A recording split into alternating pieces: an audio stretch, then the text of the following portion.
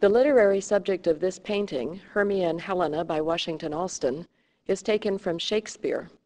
The celebration of intimate friendship derives from the German poet Goethe. The glazing techniques were inspired by Titian. Clearly, Washington Allston was among America's most educated early painters. He was conversant with Europe's great traditions of literature, philosophy, and art. Hermia and Helena were two childhood friends from Shakespeare's comedy, A Midsummer Night's Dream. Their friendship was so close that they shared all the same tastes and predilections.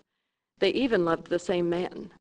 In Act 3 of the play, Helena describes their similarities and says, "So we grew together, like to a doubled cherry, seeming parted, but yet a union in partition, two lovely berries molded on one stem."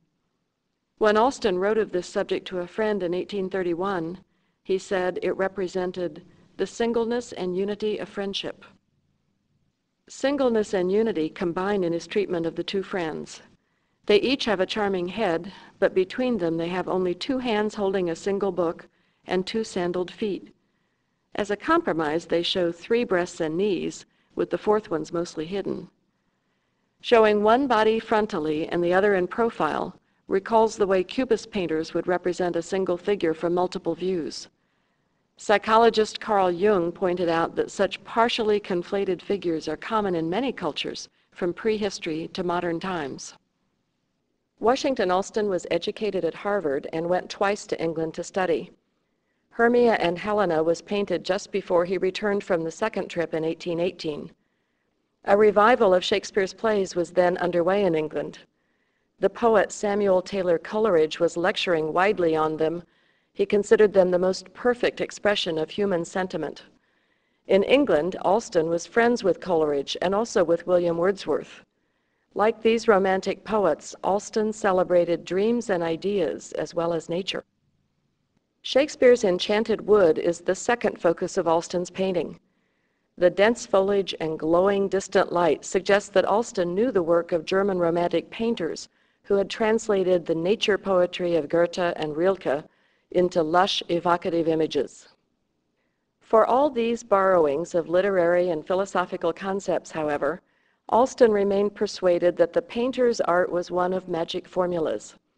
He experimented to find the secret of Titian's subtle glazes, seeking the kind of translucent depth in his pigments that the old Venetian masters had achieved. The foreground areas of Hermia and Helena especially show these deep, rich colors. Unfortunately, after returning to America in 1818, his experiments often led to later deterioration of the paint film. Many of Allston's paintings have darkened dramatically. Allston is widely regarded as one of the great seekers in American art, with the highest aspirations for the new nation's culture. In Washington, D.C. in the 19th century, when architects of William Corcoran's art gallery chiseled the names of the great masters into the cornice of his new building, they chose to inscribe Phidias, Giotto, Dürer, Michelangelo, Raphael, Velázquez, Rembrandt, Rubens, Reynolds, Ingres, and Allston. It's pretty good company for an artist from the New World.